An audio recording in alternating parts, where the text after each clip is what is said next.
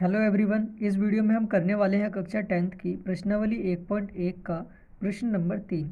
तो प्रश्न नंबर 3 में हमसे पूछा गया है कि किसी परेड में 616 सदस्यों वाली एक सेना मतलब आर्मी की टुकड़ी को 32 सदस्यों वाले एक आर्मी बैंड के पीछे मार्च करना है। दोनों समूहों को समान संख्या वाले स्तंभों में मार्च करना है। इन स्तंभों की अधिकतम संख्या क्या है जिसमें वे मार्च कर सकते हैं। तो दोस्तों, इस क्वेश्चन में कहा जा रहा है कि यहाँ पर हमारे पास दो ग्रुप हैं, ठीक है। एक तो 32 सदस्यों वाले आर्मी बैंड का ग्रुप है और दूसरा 616 सदस्यों वाली एक आर्मी सेना का ग्रुप है, ठीक है। और क्वेश्चन में कहा जा रहा है कि इन 32 सदस्यों के पीछे इन 616 सदस्यों वाले आर्मी सेना को मार्च करना है। मार्च करने का मतलब होता है दोस्तों उनके पीछे ही खड़ा करना है। और बोला जा रहा है कि दोनों समूहों को समान संख्या वाले स्तंभों में मार्च करना है। कहने का मतलब है कि ये जो 32 सदस्य हैं, ठीक है, ये जो 32 सदस्य हैं, अगर यहाँ पर मान लेते हैं कि 4 लाइनें बनती हैं इन 32 सदस्यों की, ठीक है। पहला यहाँ पर 32 सदस्यों में से पहला जो सदस्य है वो यहाँ खड़ा होगा, दूसरा यहाँ, तीसरा यहाँ, चौथा यहाँ, ठीक है। इसी तरह से इनके पीछे बाकी के सारे खड़े हो जाएंगे, ठीक है। तो 8 यहाँ पे खड़े होंगे इस लाइन में, 8 यहाँ होंगे, 8 यहाँ, 8 यहाँ, तो 8 चक 32, तो टोटल 32 जो हैं वो यहाँ पे आ जाएंगे। तो यहाँ कितने स्तंभ हो गए? 1 2 3 4। तो लाइन जो होती है वो स्तंभ होती है, ठीक है।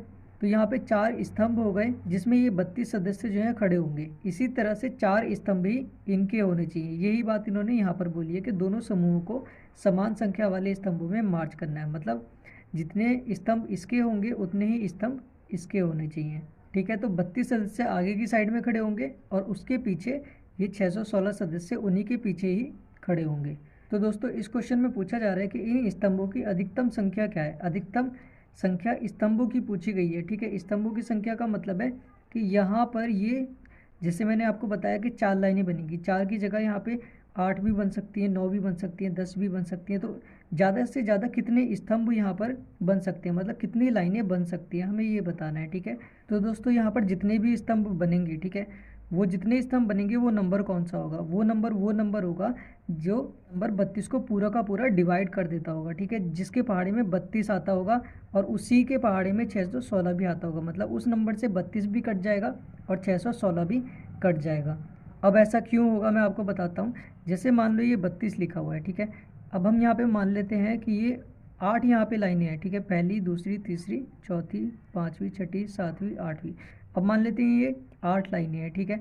8 का मतलब है कि 8 सदस्य जो हैं वो आगे की साइड खड़े होंगे, 8 फिर इनके पीछे खड़े होंगे, कौन से? 32 सदस्यों में से, ठीक है। 8 यहाँ पर खड़े हो जाएंगे, ठीक।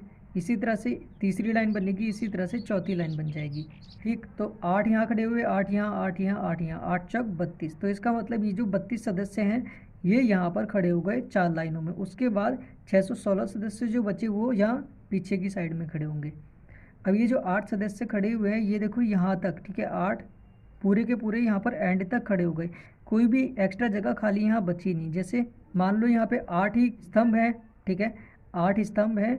बाकी के अगर हमारे पास सदस्य यहाँ पर 31 होते तो ये जो लाइन है इसमें एक सदस्य यहाँ पर नहीं आ पाता, केवल यहीं तक आ पाते, है ना। एक सदस्य कम रह जाता। वो सदस्य कम ना हो इसलिए हम वो नंबर लेंगे जिससे ये पूरा का पूरा डिवाइड हो जाता है, तभी ये पूरे के पूरे यहाँ 4 तक आएंगे। अगर हम कोई ऐसा नंबर लेंगे जिससे ये डिवाइड ना होता हो, या तो सदस्य कम रह जाएंगे या फिर वो ज़्यादा हो जाएंगे, ठीक है।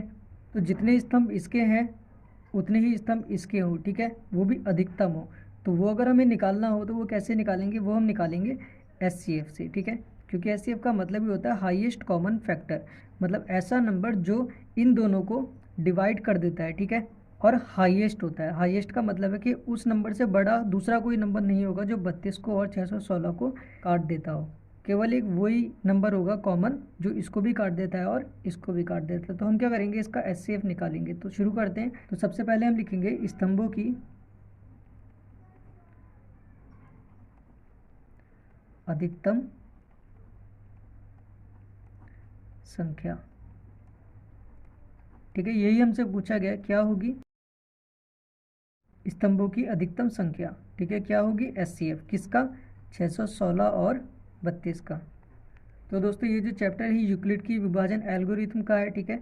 तो हम उसी का प्रयोग यहाँ पे करेंगे SCF निकालने के लिए। यहाँ पे हम लिख देते हैं यूक्लिड की विभाजन एल्गोरिथम द्वारा। अब यूक्लिड की विभाजन एल्गोरिथम में हमारा सबसे पहला स्टेप क्या होता है कि बड़ा नंबर यहाँ पर लिखना। ठीक, तो बड़ा नंबर कौन सा है? 616। तो यहाँ लिखेंगे 616 इज ग्रेटर देन 32, 32 से बड़ा है। अब इसका चरण 1 शुरू करेंगे, चरण 1। तो चरण 1 में हम क्या लिखते हैं? 616 और 32 में यूक्लिड की विभाजन प्रमेयिका द्वारा। ठीक है, यूक्लिड की विभाजन प्रमेय का प्रयोग करेंगे। तो उसमें हमें क्या करना है? ये सबसे पहले इसको डिवाइड करेंगे 616 को 32 से। तो दोस्तों 32 दूनी कितना होता है? 32 दूनी होता है 64। ठीक है, तो 64 जो है वो 61 से बड़ा है। तो हम क्या करेंगे? 32 एकम 32। ठीक है, अब 11 में से 2 माइनस करेंगे तो हमारे पास आएगा 9। ठीक है, और यहाँ पर बच गया 5। 5 में से 3 माइनस करेंगे तो 2 आएगा। अब ऊपर से यहाँ से क्या उतारते हैं? ये 6 यहाँ उतार लेते हैं। अब 32 के पहाड़े में देखना है कि 2 9 6 से छोटी संख्या या फिर दोनों 6 के बराबर कोई संख्या है या नहीं है। ठीक है, तो यहाँ पे हम क्या करते हैं? 32 की पहले 9 से गुणा करके देखते हैं। 9 दूनी 18 का 8 हासिल लगा 1, 9 तिया 27 और 1 28, कितना आ गया? 2 8 8। ठीक है, और 32 जो दहाई होता है वो तो आपको पता ही है 320 होता है। ठीक है, तो 320 तो इससे बड़ी संख्या है और ये छोटी संख्या है, तो यह कितने पे जाएगा? निम्न पे जाएगा, निम्न 288।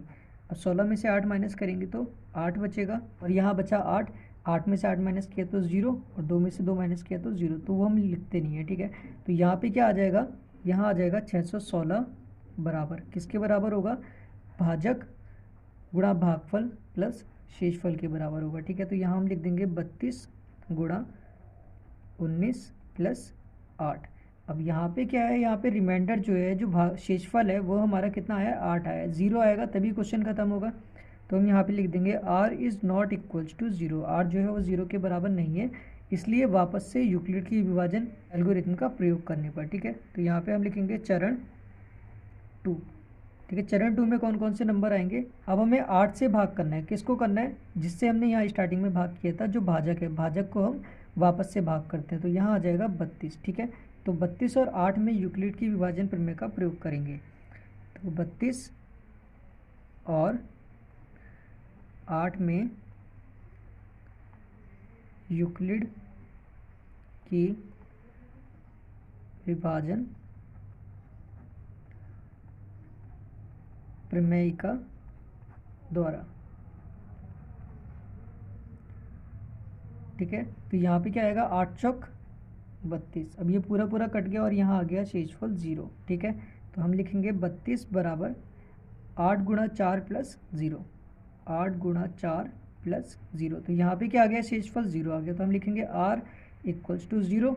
r अगर 0 आ गया तो इसका आंसर क्या होगा? जिससे हमने लास्ट टाइम पे भाग दिया था, मतलब 8। ठीक है, तो स्तंभों की अधिकतम संख्या कितनी हो जाएगी? 8 हो जाएगी। तो यहाँ पे हम लिख देंगे स्तंभों की अधिकतम संख्या बराबर 8 है।